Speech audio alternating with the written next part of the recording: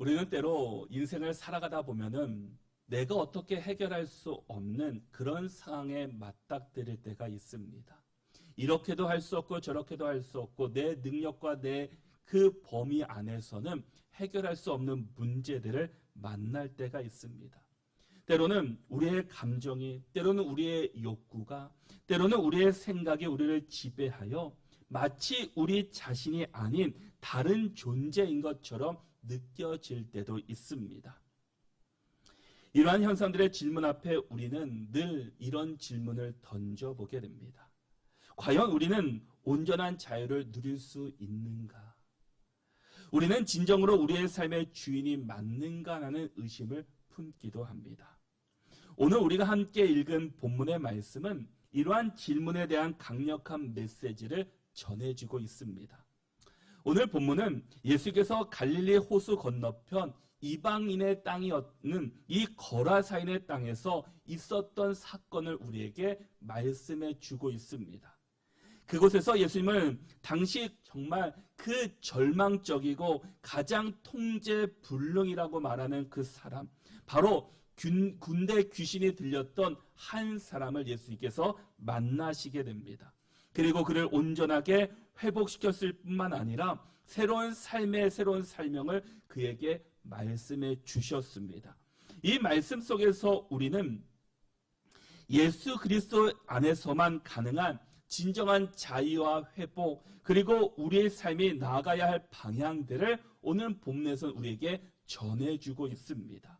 오늘 말씀을 통해 우리 각자의 삶 속에서 우리가 버려야 될, 우리의 힘으로 해보려고 했던 그런 상황들을 다 내려놓고 예수 그리스도의 능력 안에서 온전함에 대한 은혜가 무엇인지를 한번 기억하며 또 나에게 주신 사명이 무엇인지를 다시 한번 깨닫고 회복하는 우리 모두가 될 수 있기를 바랍니다.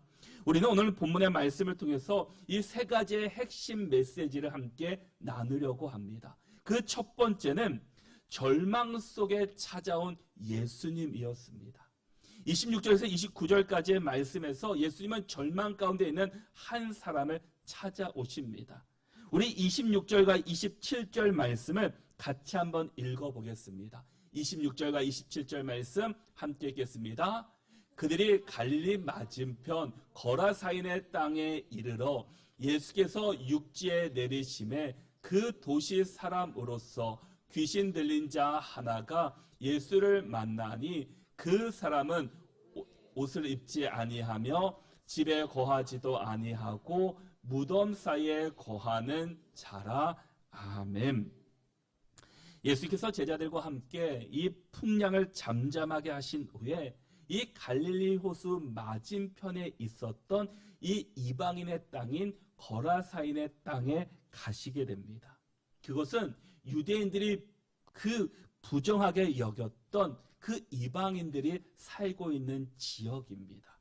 그래서 예수님은 유대인의 경계를 넘어 이방인들에게 복음을 전하시기 위해서 그 땅에 가시게 됩니다. 그로 인해서 유대인들은 예수님을 또 지적하고 모함하며 그 예수님을 험담하게 됩니다. 어떻게 예수님이 그곳에 갈 수 있느냐라고 사람들이 이야기합니다. 그런데 이방인의 땅에 도착하자 그곳에서 그를 맞이한 한 사람이 있었습니다. 그는 단순히 병든 자가 아닙니다. 성경은 그가 귀신 들린 자라라고 말씀하고 있습니다. 그런데 성경을 쫙 읽다 보면은 그냥 귀신 들린 자가 아니라 군대 귀신 들린 자다라고 성경은 말씀하고 있습니다.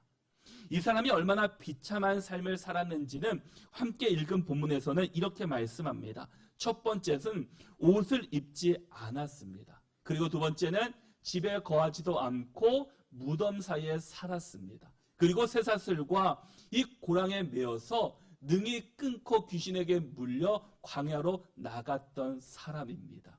이 말은 무엇입니까? 본인 혼자 아무것도 할 수 없는 사람이다라는 겁니다. 여기서 옷을 입지 않았다라는 이 말은 옷은 인간의 품위와 존엄성을 이야기해 주고 있습니다. 옷을 입지 않았다는 것은 그가 인간으로서 존엄성을 완전히 상실한 이 짐승과 다를 바 없는 상태였음을 이야기해 주고 있습니다. 그리고 집에 거하지도 않고 무덤 사이에 살아갑니다. 무덤은 죽음의 장소이며 부정한 곳입니다. 그는 사회로부터 완전히 격려되고 격리되고 버려진 존재였다라는 겁니다. 인간적인 관계는 단절되었고 그는 살아있는 시체와 같은 삶을 살아가고 있었습니다. 그는 광야에 홀로 던져진 존재였다라는 겁니다. 그리고 쇠사슬과 고랑에 매어도 능히 끊고 귀신에게 몰려 광야로 나갔습니다. 그의 상태는 너무나 심각해서 사람들의 통제 밖에 있었던 사람입니다. 사람들이 어떻게 해보려고 해도 할 수 없는 그런 사람입니다. 쇠사슬과 고랑으로 그를 묶으려고 했습니다. 어디 좀 도망가지 못하도록 메어놨지만 가두었지만 인간적인 노력의 상징이지만 그 모든 것을 끊어버릴 만큼 강력한 악한 영에 그가 붙잡혔다라는 겁니다. 그는 스스로 통제할 수도 없고 자기 파괴적인 삶을 살아가고 있습니다. 결론은 인간의 방법으로 통제하려 했지만 인간의 힘으로 절대 할 수 없는 사람이었다라는 겁니다. 사랑하는 성도 여러분, 이 귀신 들린 사람은 당시 이 죄와 사탄의 권세에 완전히 사로잡힌 인간의 비참한 상황들을 우리에게 극명하게 보여주고 있습니다. 그는 절망의 상징이었습니다. 성경은 죄로 인해 인간이 얼마나 비참해질 수 있는 것을 우리 성경 여러 곳에서 보여주고 있습니다. 로마서 3장 23절의 말씀에 보면은 모든 사람이 죄를 범하였음에 하나님의 영광에 이르지 못하더니, 로마서 7장 24절에서는 오호라 나는 곤고한 사람이로다. 이 사망의 몸에서 누가 나를 건져내려. 이 두 절의 말씀에서 보았듯이 모든 인간은 죄를 범하였습니다. 그리고 하나님을 떠난 인간들입니다. 그런데 하나님을 떠난 인간들은 스스로 아무것도 할 수 없는 존재들이라는 겁니다. 우리들은 하나님의 손에 붙잡힐 때 인간다운 삶을 살 수 있고 인간으로서의 역할을 감당할 수 있게 됩니다. 오늘날 우리는 어떻습니까? 우리 가운데 이 사람처럼 옷을 벗고 무덤 사이에 사는 사람은 아무도 없습니다. 우리가 옷을 벗고 막 돌아다닌다면 뭐라고 말합니까? 미친 사람이라고 이야기할 겁니다. 그러나 우리 삶 속에서도 이와 같지는 않지만 우리를 얽매고 있는 보이지 않는 이 쇠사슬이 우리를 묶고 있는 경우들이 많다라는 겁니다. 어떤 이는 돈에 대한 끝없는 탐욕에 묶여 영혼의 자유를 잃어버립니다. 아무리 가져도 만족하지 못하고 더 많은 것을 위한 수단과 방법을 가리지 않으며 결국 영혼이 피폐되고 맙니다. 그리고 어떤 이는 이 스마트폰이나 게임과 도박 중독으로 인해 현실과의 이 관계가 단절되어 있습니다. 그리고 요즘은 점점 혼자 묶여 사는 사람들이 얼마나 많이 있습니까? 가상세계에 갇혀 진정한 소통을 잃어버리고 자신의 삶을 스스로 통제하지도 못합니다. 어떤 이는 과거의 상처와 분노에 갇혀 마치 이 쇠사슬에 매여 있는 것처럼 그 감정에서 벗어나지 못하는 사람들도 있습니다. 억울함과 미움이 그의 정신을 지배하며 온전한 관계를 바로 맺지 못하게 합니다. 그리고 어떤 이는 끊임없는 비교와 질투심에 사로잡혀 진정한 하나님이 주신 행복을 누리지 못하게 됩니다. 남의 것을 탐하고 자신을 비하하고 결국 자존감이 무너져 내립니다. 우리 주변에 이런 사람들이 얼마나 많이 있습니까? 우리는 이 군대 귀신 들린 사람들처럼 광야에 때로는 홀로 던져진 존재인 것처럼 느껴질 때가 있습니다. 아무도 내 주변에 없고 아무도 나를 바라보지도 않고 우리를 묶고 있는 보이지 않는 쇠사슬과 고랑은 없는지, 그것에 묶여 살아가고 있지는 않은지 우리는 다시 한번 돌아보아야 합니다. 죄와 세상의 유혹은 우리의 영혼을 갉아먹습니다. 우리를 온전하게 못하게 하며 우리의 삶을 늘 고통스러운 광야로 우리를 만들어줍니다. 지금 여러분을 묶고 있는 쇠사슬은 무엇입니까? 우리 자신의 힘으로 도저히 끊을 수 없는 것은 과연 무엇입니까? 이 질문 앞에, 그 주님 앞에 우리는 솔직히 나가야 합니다. 스스로 아무것도 할 수 없는 이 귀신 들린 사람에게 지금 예수님이 찾아오십니다. 스스로 자신의 그 아픔을 해결해 보려고 했고, 자신 스스로 그것을 벗어나고자 했지만 스스로 아무도 그를 도와주지 못합니다. 그런데 지금 예수님께서 거라사인의 땅에 오셨습니다. 그리고 예수님이 그를 앞에 서게 됩니다. 이 두 번째 메시지는 이 압도적인 능력입니다. 예수님의 이름 앞에 무너지는 이 귀신 들린 사람을 이야기해 주고 있습니다. 우리 28절의 말씀을 같이 한번 읽어보겠습니다. 함께 읽겠습니다. 예수를 보고 부르짖으며 그 앞에 엎드려 큰 소리로 불러 이르되 지극히 높으신 하나님의 아들 예수여, 당신이 나와 무슨 상관이 있나이까? 주께 구하노니 나를 괴롭게 하지 마옵소서 하니 아멘. 이 장면은 우리에게 매우 중요한 메시지를 주고 있습니다. 귀신 들린 사람은 예수님을 보자마자 그 앞에 엎드려 소리 지릅니다. 그리고 뭐라고 이야기합니까? 지극히 높으신 하나님의 아들 예수여라고 이야기를 합니다. 주목할 것은 이 사람도 예수님이 어떠한 분이신지 지금 보았고 알았다라는 겁니다. 그는 예수님의 신적인 그 정체성에 대한 것을 정확히 알고 있습니다. 악한 영조차 예수님의 권능, 능력을, 그 신분을 인정하고 두려워합니다. 그들은 자신들의 심판을 두려워하며 나를 괴롭게 하지 마옵소서라고 이야기합니다. 이는 예수님의 존재 자체가 악한 영들에게 큰 고통이자 심판임을 그들도 알고 있기 때문입니다. 귀신들도 예수님이 누구신지를 분명히 압니다. 그리고 예수를 믿는 사람이 누구인지를 귀신들도 한눈에 알아봅니다. 그래서 예수님께서는 그에게 30절에서 이렇게 말씀합니다. 예수께서 내 이름이 무엇이냐 물으신즉 이르되 군대라 하니 이는 많은 귀신이 들렸음이라 라고 말씀합니다. 지금 이 사람은 한 명의 귀신이 들린 것이 아니라 군대 여러 명의 귀신이 그에게 지금 들어갔습니다. 지금 제자들은 벌벌 떨고 있지만 예수님은 그를 향해서 내 이름이 무엇이냐라고 묻고 있습니다. 그러자 그들은 군대라고 대답합니다. 여러분, 예수님이 이렇게 담대하게 그에게 물을 수 있는 이유는 무엇입니까?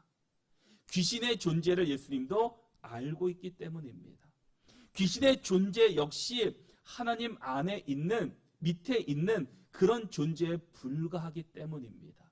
우리 예수님은 하나님의 아들이십니다. 하나님의 능력을 가지신 분이십니다. 그러기에 아무리 많은 군대가 예수님 앞에 올려온다고 할지라도 예수님을 두려워하지 않습니다. 그리고 그에게 담대하게 묻고 계십니다. 군대라고 이야기합니다. 여기서 군대라는 말은 이 로마군의 레기온이라는 군대입니다. 이 레기온이라는 군대는 이 5,000명에서 한 6,000명 정도 되는 군인으로 조직되어 있는 로마 군대의 핵심적인 부대였습니다. 이 말은 이 사람이 엄청나게 많은 귀신들에게 사로잡혀 있었다라는 말입니다. 그리고 그 귀신들이 보통의 귀신이 아니었습니다. 군인처럼 무장하고 힘이 세고 그 능력이 있는 귀신들이었습니다. 그런데 더 놀라운 것은 예수님의 능력입니다. 지금 예수님은 혼자이지만 예수님 앞에는 귀신, 군대 귀신이 앞에 서 있습니다. 예수님의 영적인 존재, 즉 사탄의 권세까지도 완전히 통제하시는 분이십니다. 그들은 예수님의 허락 없이는 아무것도 할 수 없는 자들입니다. 그래서 비탈길에 있는 이 돼지에게 그 군대 귀신들을 다 들어갈 수 있도록 주님께서 하시고 그 돼지들이 비탈길에 떨어져서 죽고 말았습니다. 귀신들조차도 그 예수님은 지극히 높으신 하나님의 아들이십니다라는 것을 알고 있었다라는 겁니다. 그 권세, 그 능력에 벌벌 떨고 있습니다. 골로새서 2장 15절의 말씀을 보면은 통치자들과 권세들을 무력하게 하여 드러내어 구경거리로 삼으시고 십자가로 그들을 이기셨느니라 라고 말씀합니다. 통치자들, 권세자들, 그들이 예수 그리스도의 십자가로 인해서 무너졌다라는 겁니다. 예수는 어둠의 권세를 이기심었음을 선포하고 있습니다. 여러분, 우리 가운데는 십자가의 은혜가 있습니다. 십자가의 능력이 우리 가운데 있습니다. 이것이 우리에게 주어졌습니다. 그런데 우리는 그 십자가의 능력이 주어졌음에도 불구하고 눈앞에 보이는 귀신 앞에 벌벌 떨고 있는 우리의 모습들을 볼 수 있게 됩니다. 사랑하는 성도 여러분, 우리의 삶에 찾아오는 어둠의 권세는 때로는 군대처럼 강력해 보이고 내 힘으로 아무것도 할 수 없는 것을 느끼게 됩니다. 때로는 죄의 습관이, 중독이, 절망과 과거의 상처, 그리고 우리를 넘어뜨리려는 사탄의 시험들은 마치 우리를 이 광야로 몰아가는 군대처럼 느껴질 수 있습니다. 그러나 기억해야 할 것은 예수 그리스도의 이름 앞에서는 그 어떤 군대도 무릎을 꿇을 수밖에 없다라는 겁니다. 왜냐하면 빌립보서 2장 9절에서 11절의 말씀을 보시면 이러므로 하나님이 그를 지극히 높여 모든 이름 위에 뛰어난 이름을 주사 하늘에 있는 자들과 땅에 있는 자들과 땅 아래 있는 자들로 모든 무릎을 예수의 이름에 꿇게 하시고 모든 입으로 예수 그리스도를 주라 시인하여 하나님 아버지께 영광을 돌리게 하셨느니라 라고 말씀합니다. 하나님이 그를 지극히 높여 모든 이름 위에 뛰어난 이름을 주셨다라는 겁니다. 그래서 모든 하늘에 있는 자들이나 땅에 있는 자들이나 모든 자들이 예수의 앞에 무릎을 꿇게 됩니다. 바로 예수님이 그런 분이시다라는 겁니다. 그런 분이 여러분과 함께하고 계십니다. 여러분과 동행하십니다. 여러분을 붙잡고 계십니다. 그러기에 우리는 그 앞에 두려워하고 염려할 것이 아니라 예수 그리스도의 이름을 선포해야 합니다. 우리는 이 강력한 예수님의 이름을 의지하여 우리를 묶고 있는 모든 어둠의 권세와 죄의 사슬들을 끊어내야 합니다. 그러기에 우리는 두려워하지 마십시오. 예수님께서 여러분의 삶에 찾아오셔서 그 모든 어둠을 제압하여 주실 것입니다. 우리의 연약함, 우리의 실패, 여러분의 상처, 또 예수께서 가지고 나아갈 때 그분은 강력한 능력으로 여러분을 압제하고 있는 그 모든 것들을 쇠사슬을 끊고 우리를 자유케 해 주실 것입니다. 그러기에 우리는 예수의 이름으로 선포해야 합니다. 우리 함께 선포해 보면 좋을 것 같습니다. 함께 읽어보겠습니다. 예수 그리스도의 이름으로 명하노니 나를 묶고 있는 이 죄의 사슬을 끊어질지어다. 나를 괴롭히는 어두운 권세는 물러갈지어다. 아멘. 우리 함께 더 한 번 더 우리 가슴에 손을 얹고 한 번 더 선포해 보겠습니다. 함께 더 읽겠습니다. 예수 그리스도의 이름으로 명하노니 나를 묶고 있는 이 죄의 쇠사슬은 끊어질지어다. 나를 괴롭히는 어둠의 권세는 물러갈지어다. 아멘. 이 능력이 여러분 가운데 나타날 수 있기를 축복합니다. 우리가 이제 이렇게 하나님의 능력이 그 가운데 나타나자 하나님께서 그를 만나주시고 선포하자 이 귀신 들린 사람이 어떻게 변화되었는가? 이 세 번째 메시지를 보시면 이 온전한 회복과 새로운 사명이 그에게 주어졌다는 겁니다. 지금까지는 귀신에게 매어 살았던 그 자가 삶의 목적이 예수를 만남으로 말미암아 바뀌게 되었습니다.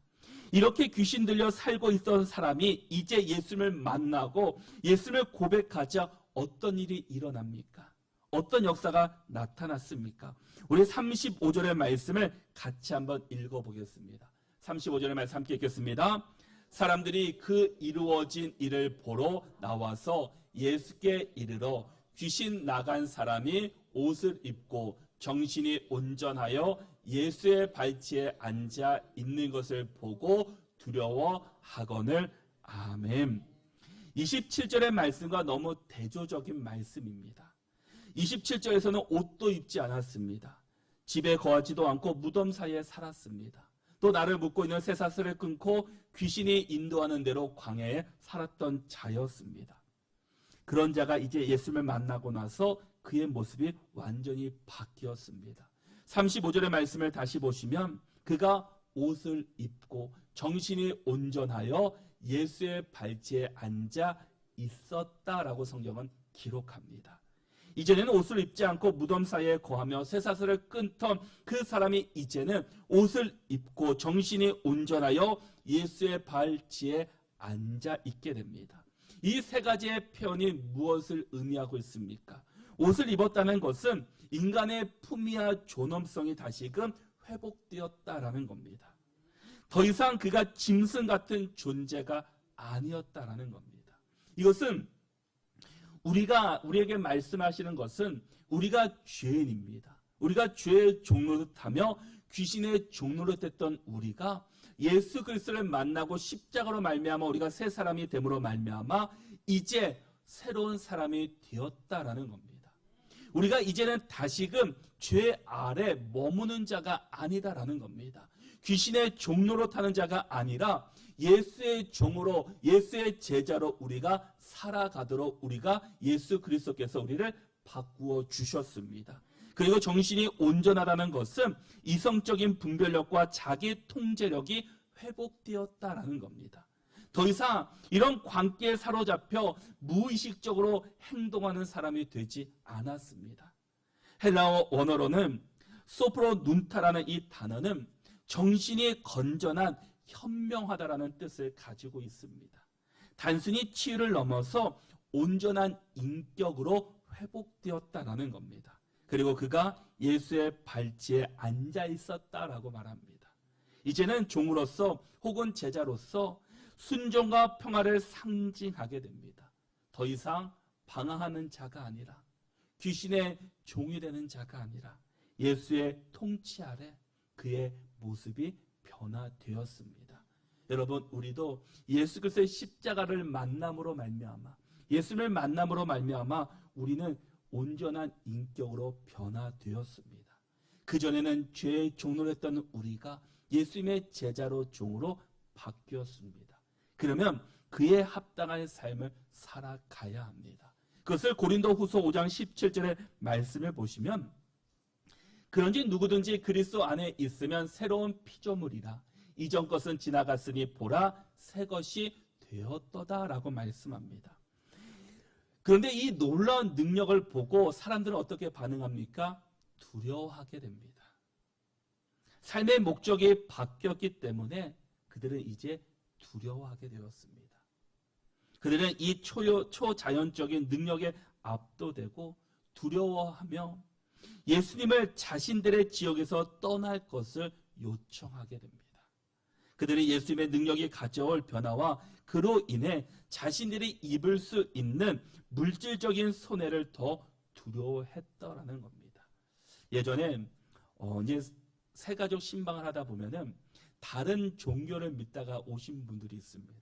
특별히 불교를 믿던 사람들은 집에 가면 부적들이 붙어 있습니다. 그런데 그분들이 꼭 하시는 얘기가 있습니다. 저는 무서워서 뛸 수가 없습니다. 그래서 목사님 이것을 띄워주세요 라고 말합니다. 저는 어떻게 하겠습니까? 그냥 과감히 뜯어버립니다. 그리고 사무실과 교회에 와서 태워버립니다. 그러니까 그들은 예전에 믿었던 그 신앙에 붙잡아서 변화되었고 예수님을 만남으로 그들이 새 사람이 되었지만 그곳에서 있었던 그것 귀신들이 나를 어떻게 해야 할까봐 나를 어떻게 공격할까봐 두려워하게 됩니다. 그래서 이 부적을 띄면 나에게 큰 화가 있을 것으로 여겨서 스스로 떼지 못해서 다른 사람에게 띄워달라고 이야기합니다. 어찌 보면은 우리의 삶에서도 예수님을 믿기로 결단했지만 하나님의 자녀가 되었지만 여전히 죄의 습관에 묶여서 예전의 습관에 묶여서 이것이 나를 붙잡아주고 그것이 떠나가면 나에게 무슨 화가 있을 것처럼 생각하는 경우들이 많이 있습니다. 이 거라사인의 땅에 있는 사람들도 마찬가지입니다. 오랜 시간 동안 이 귀신에 붙잡혀 살던 지역입니다. 예수께서 오셔서 새로운 복음이 전해졌고 십자가로 그들이 변화되었습니다. 예수를 만남으로 말미암아 이 귀신 들린 사람에게서 귀신이 떠나가고 새로운 하나님의 은혜를 경험했지만 그들은 그로 인해서 우리에게 올 피해를 걱정하며 예수님 더 이상 다른 사역하지 마시고 그냥 떠나시기를 원하고 있습니다. 왜냐? 예전에 살았던 그 습관, 그 생활이 나에게 더 편했기 때문입니다. 예수님을 믿었기 때문에 새로운 삶을 살아가려면 내가 때로는 희생하고 또 때로는 내가 내려놓아야 될 부분이 있습니다. 그런데 우리는 그것을 놓지 못하고 있습니다. 우리의 삶 속에서 우리도 우리의 모습을 다시 한번 돌아볼 수 있기를 바랍니다. 정말 예수님을 만났는데 내가 예수님을 그 온전히 모시고 있지는 못한지, 내가 온전히 예수님을 모시고 있는지 우리의 모습을 다시 한번 돌아보며 예수님이 우리를 찾아오실 때 우리가 두려워하는 것이 아니라 기쁨으로 맞이할 수 있는 우리 모두가 될 수 있기를 바랍니다. 우리 38절과 39절의 말씀을 같이 한번 읽어보겠습니다. 함께 읽겠습니다. 귀신 나간 사람이 함께 있기를 구하였으나 예수께서 그를 보내시며 이르시되 집으로 돌아가 어떻게 큰 일을 행하셨는지를 말하라 하시니 그가 가서 예수께서 자기에게 어떻게 큰 일을 행하셨는지를 온 성내에 전파하니라. 아멘. 이제 이 사람이 귀신 들렸던 이 사람의 존재가 바뀌었습니다. 그들의 삶의 목적이 이제 바뀌었습니다. 귀신에 묶여서 살던 그가 이제 예수님께 붙잡혀서 예수께서 그에게 새로운 사명을 주십니다. 그 사명이 무엇입니까? 집으로 돌아가 하나님이 내게 어떻게 큰 일을 행하셨는지를 말하라라는 겁니다. 치유받은 후에 이 귀신 들렸던 사람은 예수님을 따르기를 원했지만 예수님께서는 나를 따르는 것이 아니라 집으로 돌아가라라고 말씀합니다. 그리고 돌아가서 어떻게 이 큰 일을 행하셨는지를 너희의 가족에게 올 성내에 전파할 것을 말씀하고 있습니다. 이것이 우리가 전도할 때 필요한 우리의 모습입니다. 우리가 어떠한 그 놀라운 교리나 놀라운 일들을 전하는 것이 아니라 나를 만나주신 예수님, 나에게 행하신 놀라운 일들을 그들에게 전하는 겁니다. 그것을 전할 때 주님께서 그들과 함께 하셔서 하나님께서 그들의 놀라운 능력을 그에게 함께 주신다라는 겁니다. 왜 예수님은 이 사람이 자신과 함께하지 못하도록 말씀하고 있습니까? 왜 자신을 따라서 함께하면 되는데 왜 집으로 돌려보내십니까? 예수님은 그를 이전에 자신이 속해 있던 그 사이로 돌려보내시면서 그에게 분명히 그에게 주신 사명이 있다라는 겁니다. 그 동네를 가장 잘 아는 사람은 바로 이 사람입니다. 그리고 이 동네에 있었던 모든 사람들이 그가 어떻게 살았는지를 잘 알고 있습니다. 귀신 들려서 정말 힘들게 살았다는 것을 모든 사람이 알고 있습니다. 그럴 때 그것을 알고 있던 예수님께서 너는 나를 따를 것이 아니라 너의 동네에 들어가서 어떻게 이 큰 일들이 행하셨는지를 전할 것을 말씀해 주고 있습니다. 동시에 예수님은 이 사람에게 하나님이 자신에게 행한 일을 증거하라는 사명을 주십니다. 주님께서는 우리 각자에게 사명을 주셨습니다. 우리 각자에게 주신 사명은 우리를 만나주신 그 주님을 전하라는 겁니다. 여러분의 가정에서, 일터에서, 학교에서, 여러분이 만나는 공동체 안에서 내가 만난 예수님, 큰 일을 행하신 예수님을 고백하고 전해야 합니다. 그리고 우리의 삶에서 늘 그것을 고백하는 삶을 우리가 살아가야 합니다. 그가 있었던 집이란 어떤 곳입니까? 편히 쉴 수 있고 사랑하는 사람들과 함께 살아가야 될 그런 곳이었습니다. 근데 그는 귀신 들려서 옷도 입지 않은 채 집에서 살 수도 없었고 사람들이 없는 그 외딴 곳에 묶여 있었던 사람입니다. 그런데 이제는 예수님을 만나서 다시금 그에게 준 집으로 돌아가게 됩니다.